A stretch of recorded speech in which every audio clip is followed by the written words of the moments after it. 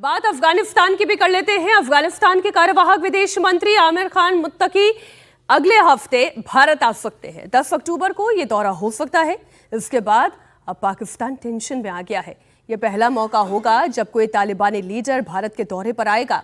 इसी साल की शुरुआत में विदेश सचिव विक्रम मिस्री ने आमिर खान मुत्तकी से मुलाकात की थी और अब उनका भारत दौरा कई मायने में बेहद अहम है। खासतौर पर पाकिस्तान की नापाक हरकतों को काउंटर करने में अफगानिस्तान का रोल इंपॉर्टेंट रहने वाला है। कूटनीति हो या फिर युद्ध नीति, दोनों के लिहाज से अफगानिस्तान के साथ भारत के मजबूत संबंध पाकिस्तान की घेराबंदी के लिए अहम है और यही वजह है कि भारत से मजबूत होते रिश्तों को लेकर सबसे ज्यादा टेंशन शहबाज और मुनीर को ही हो रही होगी। भारत और अफगानिस्तान के रिश्ते हमेशा से हर्षवर्धन जी मजबूत रहे हैं। फिर वहाँ की पार्लियामेंट को बनाने का काम जो जिम्मा भारत ने उठाया, या अब एक बार फिर से जब अफगानिस्तान पटरी पर लौट रहा है, भारत के साथ रिश्ते अब उस तरफ आगे बढ़ रहे हैं बेहतरी। देखिए, भारत किसी भी देश के साथ रिश्ते खराब नहीं रखता है और अफगानिस्तान से तो हमारे जो पुराने सांस्कृतिक रिश्ते हैं वो जुड़े रहे हैं। वहां पर जब तालिबान एक तरह से कहें कि लोगों के जो हित थे, वहां के लोगों के अधिकार थे, उनका हनन करके जब वो आया तो उसके खिलाफ भारत रहा। लेकिन भारत चाहे हामिद करजई की सरकार हो या उसके बाद की सरकारें हों या फिर तालिबान की सरकार है, भारत ने वहां के जो रीबिल्डिंग अफगानिस्तान है उस प्रोसेस में हमेशा साथ दिया। और वो कोई ऐसा नहीं है कि इस सरकार या उस सरकार का मसला है, ये देश की नीति है, चाहे पहले की सरकारें नहीं हो, कांग्रेस की सरकार है या अभी की सरकार है। चूंकि जब इस बार तालिबान आया, जिस तरह से वो सत्ता में आया, महिलाओं को लेकर जिस तरह से अलग अलग जो संस्थाएं थी उसको ध्वस्त किया, तो हमारे रिश्ते उनसे पूरी तरह से टूट गए थे। अब वहां की चीजें पटरी पर आ रही हैं, वहां एक गवर्नमेंट काम करती हुई दिख रही है, तो ऐसा तो नहीं हो सकता ना कि हम उनके साथ कोई बातचीत न करें। एक एग्जाइल में गवर्नमेंट है, एक गवर्नमेंट वहां है। संयुक्त राष्ट्र संघ ने इनके ऊपर प्रतिबंध लगाया था, अब वो प्रतिबंध हटा लिया है। प्रतिबंध हटाया है तो भारत ने इनको आने की इजाजत दी है। और आज के समय में जिस तरह की जियोपॉलिटिकल इक्वेशंस हैं उसमें अफगानिस्तान की भूमिका बड़ी महत्वपूर्ण हो जाती है। भारत उसका इस्तेमाल करना चाहता है, इसमें कोई बुराई दिखती नहीं। इस पे एक छोटा सा विनोद जी आपका कमेंट, पाकिस्तान क्यों बौखला रहा है? देखिए, पाकिस्तान इसलिए बौखला रहा है कि पाकिस्तान को एक गलतफहमी थी कि तालिबान उनकी जेब में रहेगा, क्योंकि जो पुराना तालिबान था मोहम्मद उमर वाला, वो उसको उसके गठन में पाकिस्तान का बड़ी भूमिका थी। और वो पाकिस्तान, जब वो तालिबान अफगानिस्तान पर काबिज था तो पाकिस्तान ने ही मान्यता दे रखी थी। एक दो देश थे जिन्होंने मान्यता दे रखी थी, उससे पाकिस्तान में था। बाद में वहाँ नॉर्दर्न अलायंस की सरकार आई और फिर हामिद करजई राष्ट्रपति बने, अब्दुल गनी बने। वो लंबा 20 साल का समय था। भारत के साथ रिश्ते बहुत अच्छे हुए और भारत के साथ अफगानिस्तान के रिश्ते लगातार अच्छे रहे हैं। एक कालखंड वो तालिबान वाला छोड़ दीजिए, पहले वाला जो हिंसा का बड़ा दौर था, उसामा बिन लादेन और मोहम्मद उमर की जो जोड़ी थी वो छोड़ दीजिए। बाकी हमारा रिश्ते बहुत अच्छे रहे और हमेशा हमारे लिए अफगानिस्तान एक विंडो रहा है आगे के लिए, मिडिल ईस्ट के लिए और सेंट्रल एशिया के लिए, जहाँ से हम उन देशों के साथ भी अपने ताल्लुकात रखते थे जी। पाकिस्तान की समस्या ये है कि अफगानिस्तान का जो जनमानस है उस डूरंड लाइन को नहीं मानता जिसको अंग्रेज खींच गए।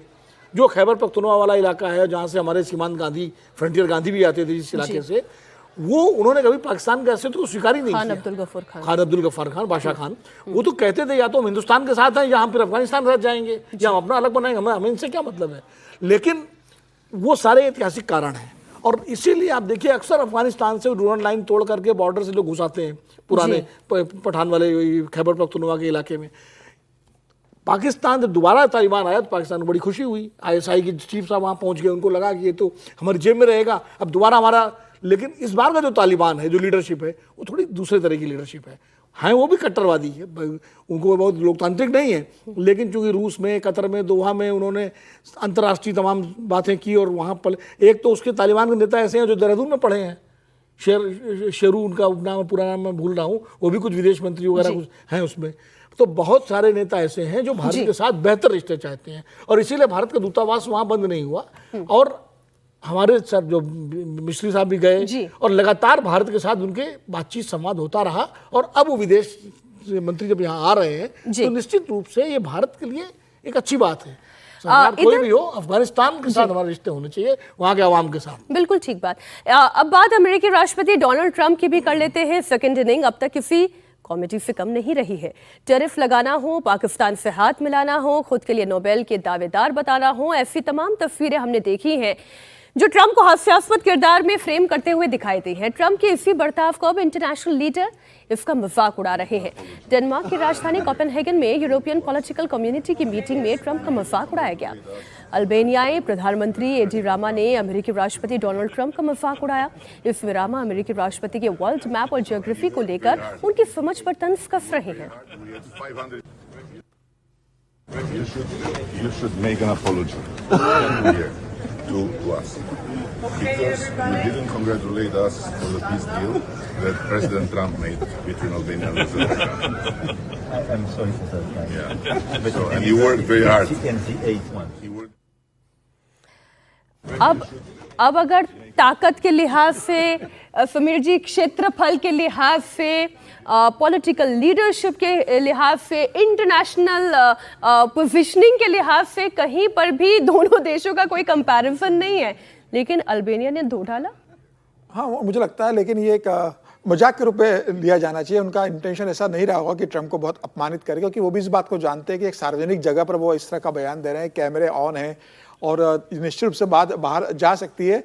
या तो उन्होंने, मुझे लगता है कि ट्रम्प को नीचे दिखाने की कोशिश की होगी। सोचे वो बीच में खड़े हुए थे, बिल्कुल कह रहे हैं, उन्होंने उससे मतलब उनके गाल भी थपथपाया उसके बाद उन्होंने, तो मुझे लगता है इसे व्यंग के रूप में उन्होंने कहा होगा। लेकिन निश्चित रूप से ट्रम्प जिस तरीके से व्यवहार कर रहे हैं और दुनिया के तमाम देशों में जिस तरीके के वो हंसी के पात्र बनते हैं, क्योंकि वो सुबह कुछ कहते हैं, शाम को कुछ और निर्णय ले लेते हैं, किसी देश पे टैरिफ लगाते हैं, बातचीत कुछ होती नहीं है, बिना बातें कोई बात बोल देते किसी देश को लेकर, तो तमाम तरह के उनके बयानों का विरोधाभास तमाम सामने आता रहा है। दुनिया के तमाम देश इसका खंडन करते रहे जिस तरीके से ट्रंप बयान देते रहे। और अमेरिका का राष्ट्रपति कभी ऐसा रहा नहीं, उसे बहुत धीर गंभीर माना जाता था, और अमेरिका के राष्ट्रपति ने अगर कुछ कहा है तो पूरी दुनिया उसे बहुत गंभीरता से सुनती थी।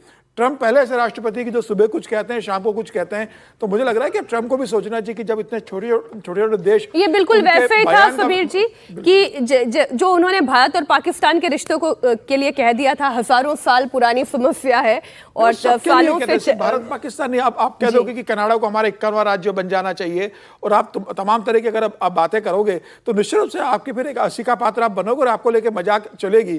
ठीक है, अभी व्हाट्सएप पे नहीं चली, अब सार्वजनिक रूप से चल गई है मजाक एक कार्यक्रम के अंदर, तो ये संकेत है और ट्रंप को भी इसे सीखना चाहिए। इमैनुअल मैक्रोन भी अपनी हंसी रोक तो नहीं पाए, लेकिन ये तस्वीरें भी ट्रंप साहब तक पहुंची गई होगी। हो सकता है आजकल में रिएक्शन वहां से भी आ जाए।